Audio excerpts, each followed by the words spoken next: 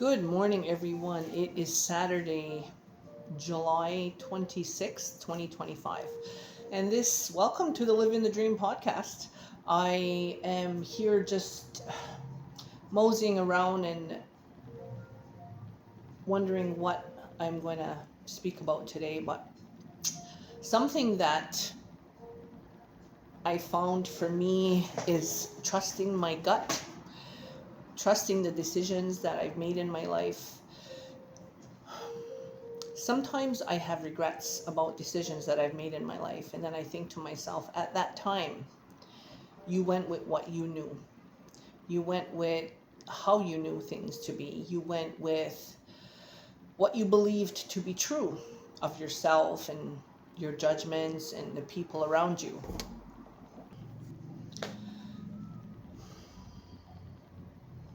I have spent so many years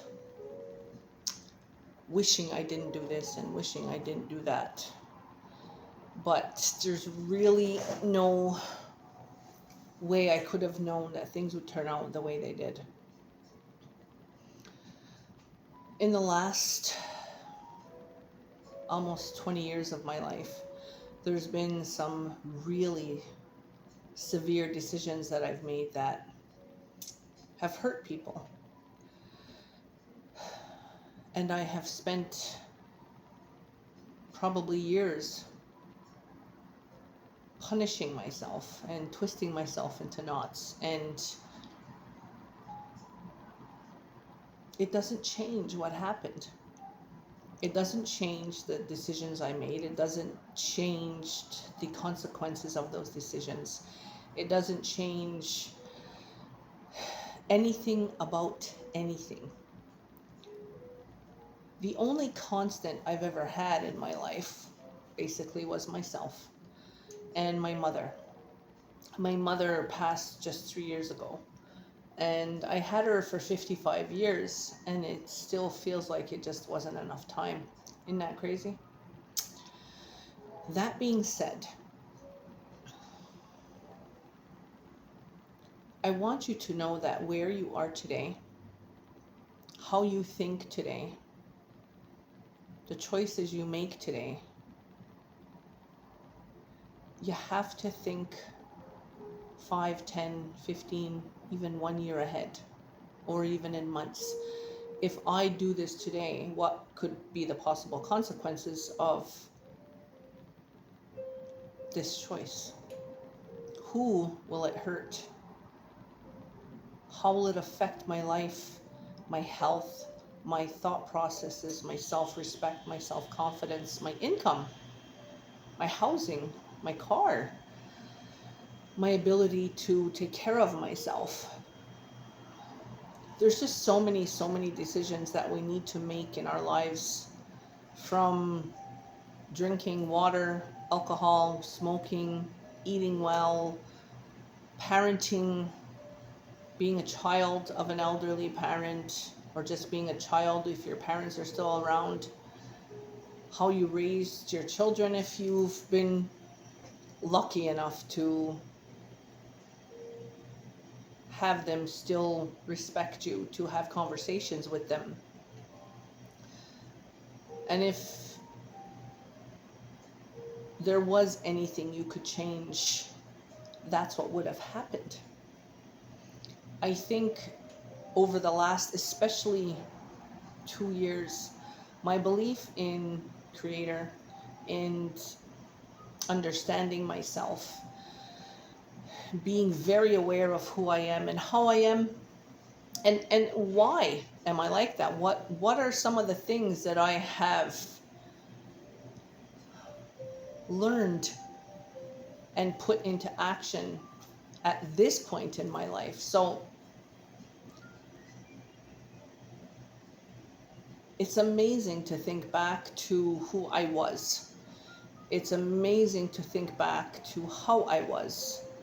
I feel totally breathless sometimes when I play over situations in my head and conversations. And sometimes I was downright brutal with people. And now I am, but in a much kinder way. I'm still the same, but I've learned how to be kinder, be more gentle, not just with other people, but with myself as well. Because you matter too, you know. Some of the choices that I've made in my life just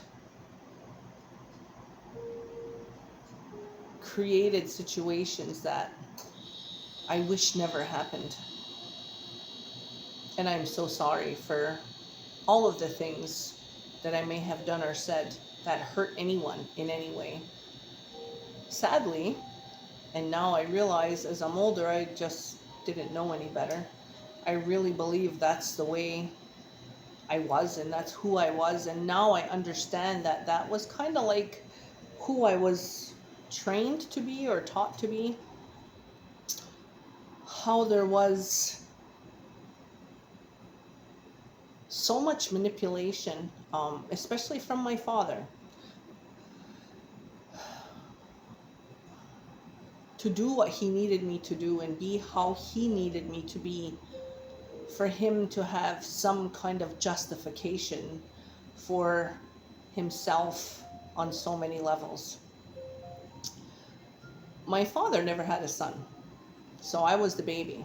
I was going to either be named after him, or when I was born, obviously the fourth girl, I was named after my mother, Shirley, so I'm a junior.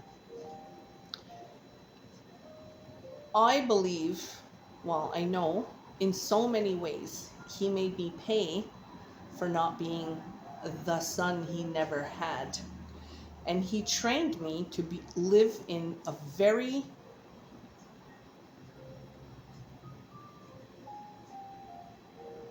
male energy.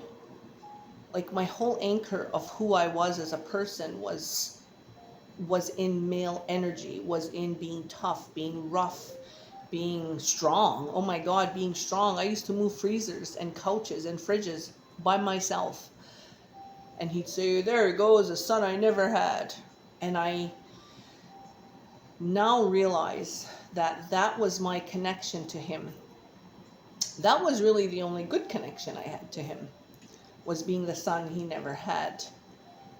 And as the years went on and I became more of my own person, he punished me in a really, really big way.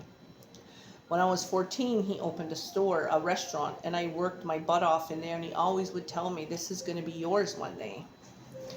Well, it wasn't. It went to another sibling, and, along with pretty much everything else. That was a whoopsie. And pretty much everything else went to this one sibling. He made my life a living hell. And I really believed that that's the way I was. And that's who I was. And that's how I was. And that continuing to be in that energy, to be like him, was normal and was what was going to get me where I needed to go in my life. And to be honest with you, once he passed and I got nothing, I didn't know where I belonged in my life. I really had to find my way back to myself. And then I think what ended up happening was I realized that who he trained me to be was him. He trained me to be just like him, a female role, image of himself. So I was the rough and tough and, just very much lived in a male energy, toughness. And I mean, I've lived like him and sounded like him more than I even want to admit. However, this is about that realization and how that came back to haunt me after a while. I am so amazed at the ability I have now to be so aware of myself, my words, my tone, my energy,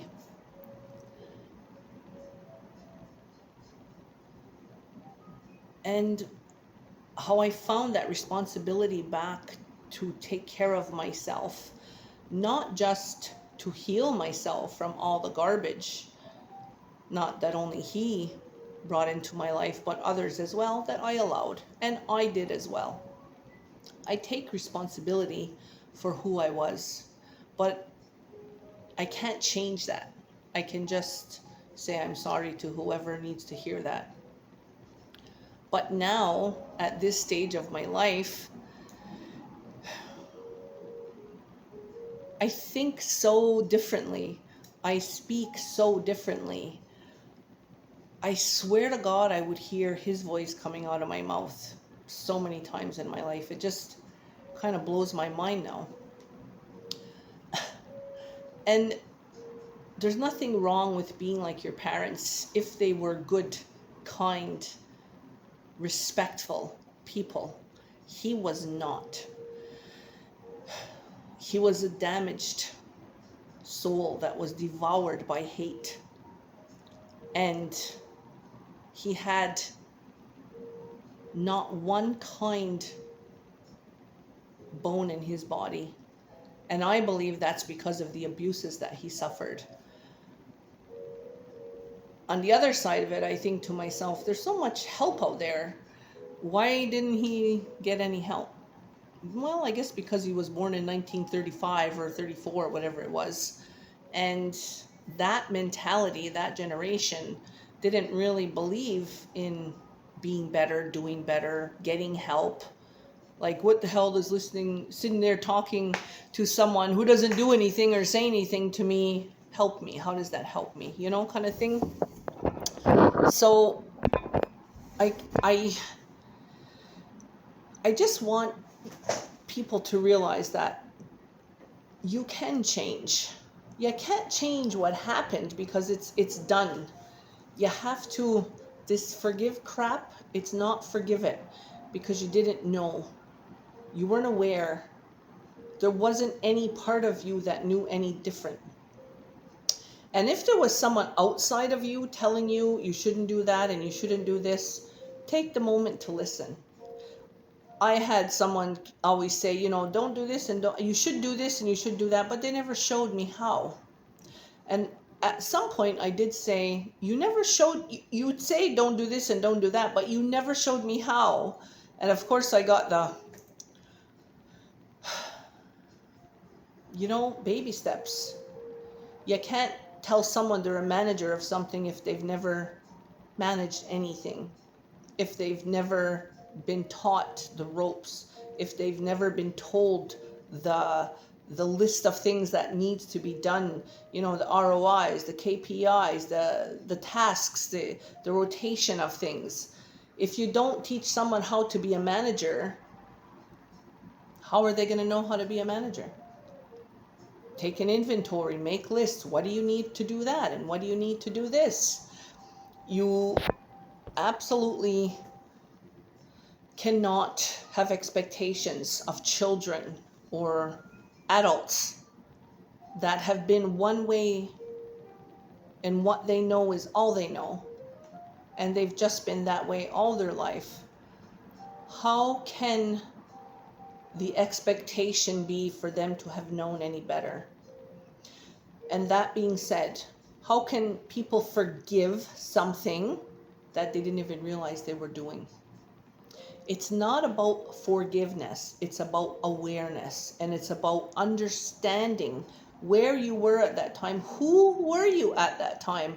How were you at that time? How were you programmed? Yeah. And how were you trained to be a certain way in your life? For me, it was male energy. That's your anchor. Go. And I did. I just went with it. And that's the way I lived my whole freaking life, was in this male energy until, I swear to God, about 5 years ago. And I think I needed that male energy. You see, there's points in your life when you actually need the male energy because it helps you get stuff done, right? It helps you push through and keep going and fix this and do that and watch the bills. And like, there's certain male energy. You stand up for yourself and, use those energies in a good way. I was never taught that. When my mom passed in 2022, 3 years ago, I needed that male energy to push through and keep going, to deal with the person who was doing her will with me, to stand up for myself because I felt that they were being very controlling of things. And maybe that was their own grief. I don't know, but I didn't like it. And I needed that male energy to keep me pushing through to get it done for my mother. And, the other person kept saying, well, give away your part of doing the will. And I said, no, I'm not. So I needed that male energy to stand up and say, no, I'm not doing it. I don't like what you're doing, and I'm telling you. And whether you like what I'm telling you or not is not my problem. That's your problem. That's a you problem. So I'm going to stand up for myself, and I'm going to tell you, and no, I'm not giving away my part of responsibility to take care of my mother's will. But there was this point when I thought, this male energy has served me very, very well, no matter where it came from, no matter how abused it was used, and as an abuse tactic by my father. And I needed it to get to where I am today. I needed it to keep pushing through. I needed the strength of it. And if you see yourself in any of this, understand you only know what you know up to now. But if we start to take the steps to look at the choices we're making, what is the consequences of this choice today? A, B, C, D. Like the Marines say, it's not A, B, C, it's A to Z. Cover it. Cover all the consequences that can happen from the choices that you're making today. It's really important that we do that, because then it gives us an awareness. And another thing is, don't keep it in your head. Write it down. Get a little book and write it down. Keeping stuff jumbled in our head and heavy in our head is such a male energy. Write stuff down. Give yourself a breather. Get it out of your head and alleviate the weight. It's okay. You're allowed, because you know who you are and what you've done is not your fault. So there's absolutely nothing to forgive. Becoming aware, understanding, taking responsibility, and being better moving forward. One thing a day. Watch your tone. Watch your words. Watch your thoughts. And watch what you say to yourself. Listen to what comes out of your mouth. I know people who say, well, I'm just so dumb. Wow. No, you're not. You're not dumb. I don't say I forgot something. I say, oh, I just remembered. Because the more I tell myself I'm forgetful, the more forgetful I will become. And then that becomes a justification or an excuse for leaving stuff behind or undone or unfinished or uncared for. If it was for someone else, if someone else needed your energy and your thoughts and your presence and your words, you would show up for them front, center, sideways, inside and out. But when it comes to ourselves, we have this guilt, like I can't take care of myself. because of whatever you were programmed to believe was right or not right.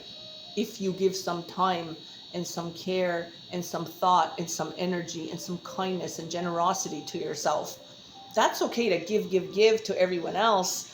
And I don't care if you're a man or a woman. I've seen men do this. Many of them. Not my father, though. Giving of ourselves to the point where it hurts us emotionally, physically, intellectually, financially, and just in our spirituality and how we feel about who we are. There's so much that we need to ensure that we're aware of, because if we keep giving it to everyone else, what do you have left for you? And there's nothing wrong with asking that question and saying, I absolutely cannot get there today to go pick you up and drive you somewhere. I absolutely cannot lend you $20 because I have a $15 bill going through my account and I have $19.99 in there. No, I can't lend you $20. I can take you somewhere, yes, but are you able to give me $20 for gas?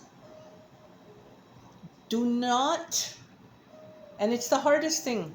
It's the hardest thing to stand up for yourself when you're used to not doing that. Become aware of how much you're giving to other people and ask yourself the questions. Do I really want to do this right now? Do I have anything to feel guilty about? And if I do feel guilty about it, why? Where is that coming from? What part of me believes that? Or is it just some garbled garbage from past people who trained you to be a certain way? I was brought up in terror and alcoholism and physical abuse. My father was a terror. I know out there he looked like such a nice guy, but in home he was violent, he was abusive, physically, verbally, emotionally, intellectually, down to my soul. There was everything about him hurt other people. Not other people. The people who were under his charge, his children and his wife, his first wife. He had a few partners after that I also know that he abused, as well as their own children. So I do not regret standing up to that man. Near the end of his life, he did something that was so terrible to me. He tried to get me fired from a job because he couldn't control me anymore. And he wanted me to come back and run his business for him, and I didn't want to. I had a really good job and I was happy with it. He called my boss and said, oh, you hired that, my daughter, she's this, and this. I had it up to here with him. I was like 40 something years old. 40, 41 maybe. I went to see a lawyer.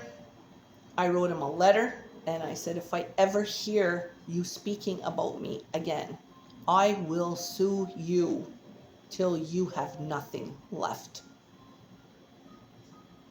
And do you know? The man who hurt everybody, the man who sued everybody, what do they say? Didn't like the taste of his own medicine. And he died about 6 weeks later, 2 weeks later, something like that. And I still don't regret it. I don't regret to this day having done that because I stood up for myself. Once I became aware of who he was and why he was such a strong fear in my life, I feared that man. Especially as a child, I feared him.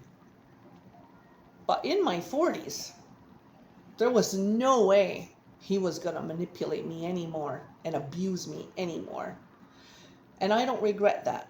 Now, that's a very severe example of how strong I had to be. So that male energy that he instilled in me worked against him in the end, because I wasn't afraid of him anymore. Watch what you're doing. Everything you speak, everything that comes out of your mouth about yourself, your life, your children, your family, your health is a spell. It's like you're hitting a wand on everything with your words. What do you say? Now I wake up in the morning and I say, thank you, Creator.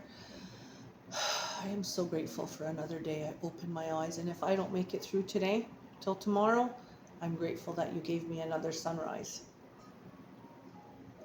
And I thank my health for waking me up and my body for letting me move. I love myself. I love my container.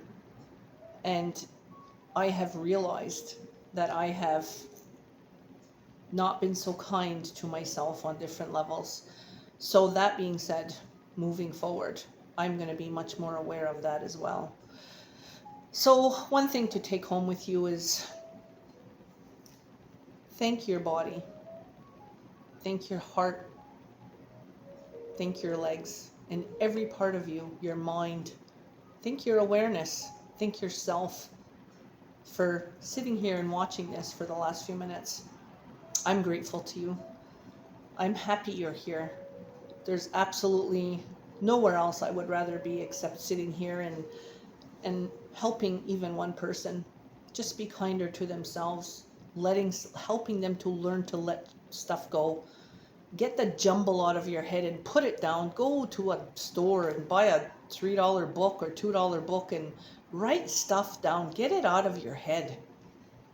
Just be better for yourself and to yourself. And we need to stop allowing people to abuse us, to believe that we have to stay in abusive situations, that's just the way it is. It's not true. There's absolutely nothing and no one anywhere in the world that deserves you to worry about where they are, especially if they've been someone who abused you. For me, I have been harsh in my life on so many levels. I've been hard, but I was trained and programmed that way. And once I realized that that's not who I want to be or how I want to be. I want to be able to help people. And if this is my means to do it, then this is my means to do it. I'm not blaming anyone. I just realized what their role was in my life. The old man, he's been gone for, 12 years now, I think. Coming up on 12 years, I think. 2014, maybe. That's okay. I hope that man's at peace, because I have been in total peace since he left. Maybe there's absolutely no way some people can understand that, but it took me so long to get here. And if you see me or anyone else living happy and smiling for no reason, maybe it's no reason to you, but to them, they've been through a freaking war zone to get to this day. And smile back at them, give them a nod, and be kind. Because just like you, people have gone through turmoil and trauma and abuse. Most of us have. But here we are today. I think the biggest thing is that we need to send each other only love. None of this negativity and negative energy and meanness and stabbing words or actions or get you back kind of crap. Leave that for the colonists, the colonizers, right? That was their way. Today, in this stage of the game, in this day and age, life has changed so much that we just deserve better. You deserve better. Have a great day. Again, only love. Remember that.